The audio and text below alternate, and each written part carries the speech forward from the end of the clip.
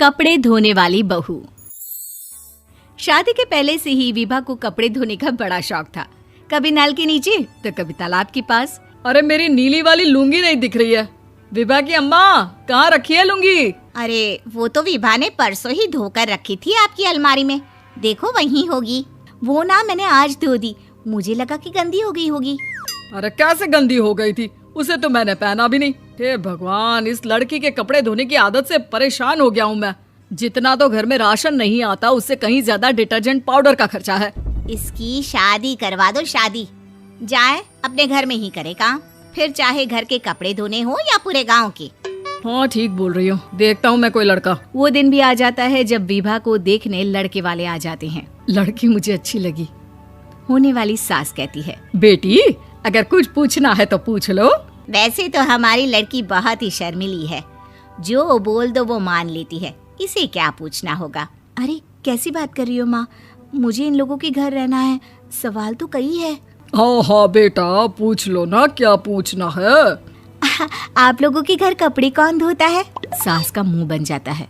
देखो, अगर तुम ये कहना चाहती हो कि तुम्हें कपड़े धोने नहीं आते तो सुन लो, कपड़े मैं ही धोती हूँ, लेकिन तुम्हारे आ जाने के बाद मैं रुमाल तक नहीं धोऊंगी। अरे चुप रहना भाग्यवान, बहू बेचारी घर आई नहीं, उसे डराना शुरू कर दिया।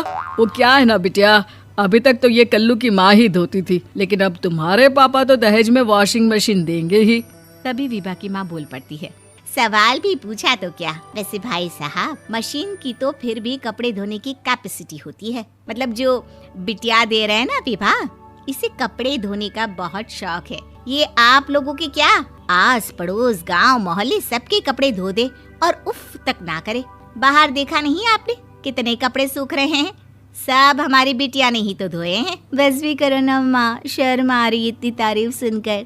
और तो और एक दाग निकाल कर दिखाओ तो मान जाओ। हाँ अच्छा, माफ करना बेटा, मैंने गलत समझा। हमें तो रिश्ता बहुत पसंद है। और ऐसे जुड़ जाता है रिश्ता कपड़े धोने का शौक रखने वाली विभा का। उसकी शादी हो जाती है कोयला फैक्ट्री में काम करने वाले कल्लू के साथ। शादी के बाद अचानक विभा चिल्लाती हुई सास के पास आती है। सासू माँ, अरे सासू माँ कहाँ है आप? ये तो धोखा है, धोखा दिया आप लोगों ने मुझे। इसे ससुर के चक्कर के बारे में पता चल गया। अरे तो उसमें तुझे क्यों धोखा मिला है? अरे नल में पानी नहीं आता, कपड़े कैसे कब धुलेंगे? अच्छा, तू पानी नहीं आ रहा उसकी बात कर रही है। तो आपने क्या सोचा? कुछ नहीं। अच्छा, तेरी माँ ने कहा था कि कपड़े धोने का शौक है तुझे, याद आया मुझे। शौक बोलकर कपड़े धोने वाले मेरे जुनून को कम ना आके सासू माँ, कपड़ा धोना मेरा गुरूर है। तभी पति भी वहाँ आ जाता है। अभी मैंने इसे सनी देओल की फिल्म दिखाई है, उसी के डायलॉग मार रही है माँ। अच्छा सुन, साफ साफ बता रही हूँ, पानी सुबह 4 से 6 और शाम को 10 से 12 आता है, समझी? विभा टाइमिंग सुनकर हैरान हो जाती है। ये क्या भूतों का मोहल्ला है? सुबह 4 बजे उठकर कौन कपड़े धोता है? 4 बजे टंकी में पानी जाता है, फिर सारा दिन धोना ना, किसने मना किया? अरे कैसी बात कर रही हैं? 200 लीटर की टंकी में कितने कपड़े धो लूंगी मैं? सुबह ही उठ जाऊंगी मैं। अब क्या था, विभा सुबह 4 से लेकर रात के 12 बजे तक कपड़े ही धोती रहती। एक रोज सास पड़ोस से निकलकर कहीं जा रही होती है कि साथ वाली कहती है, हाँ कल्लू की माँ, जरा ये बताओ कि 2 साड़ी है, 2 ब्लाउज और एक पेटीकोट और एक नाड़े वाला लंबा कच्छा। हाँ तो? अरे तो क्या, कितना लोगी धुलाई ये बताओ। धोबन दिख रहे हैं हम क्या?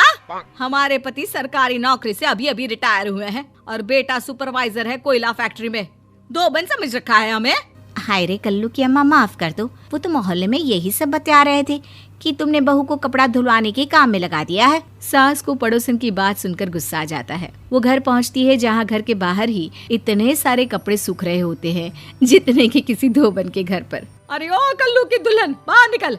माँ जी यहीं आ जाओ, बाथरूम में चादर धो रहे हैं हम। अरे अभी हम धोते हैं, तुमको बाहर निकलो। ये आस पड़ोस वाले बोल रहे हैं कि हम बहू से कपड़े धुलवा कर उसे कपड़ा धोने वाली बना दिए हैं। अरे छोड़ो ना माँ जी, किन लोगों की बातों में आती हो? आस पास के लोगों का तो काम ही होता है कि वो किसी तरह सास बहू को लड़ा दे। बहू सारे घर के कपड़े धोती है, ये क्या कम है? बोलिए। सास को भी लग जाता है कि वो बहू का ये सनकीपन नहीं छुड़वा सकती, इससे अच्छा है कि खुद ही चुप हो जाए।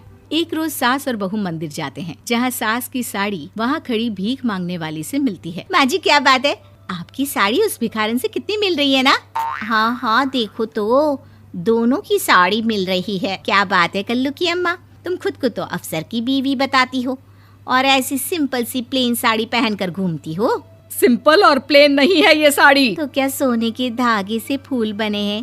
कुछ भी सासू माँ, कुछ भी। हाँ, बने थे इस साड़ी में सोने के धागे से फूल।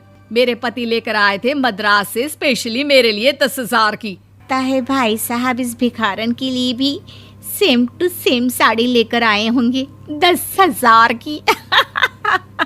सास उस वक्त कुछ नहीं कहती, लेकिन बहू के साथ घर आती है और अलमारी से एल्बम निकाल कर लाती है। ये साड़ी देख रही है, ये वही साड़ी है जिसे मैंने अभी पहना था। इस साड़ी में ये जो चमकदार फूल दिख रहे हैं ना, ये सोने के धागों से काढ़े गए हैं। लेकिन तू लोकल वॉशिंग मशीन ब्रश से घिस घिस कर सारे फूलों को निकाल कर साड़ी प्लेन कर दी। मुझे माफ कर दीजिए सासू माँ। और तो और, जब मैंने तुझे तेरी गलती के लिए कुछ नहीं कहा, लेकिन तूने तो सबके सामने मेरा मजाक ही बना दिया। क्यों? बहू को समझ में आ जाता है कि अब से उसका कपड़े धोना बंद।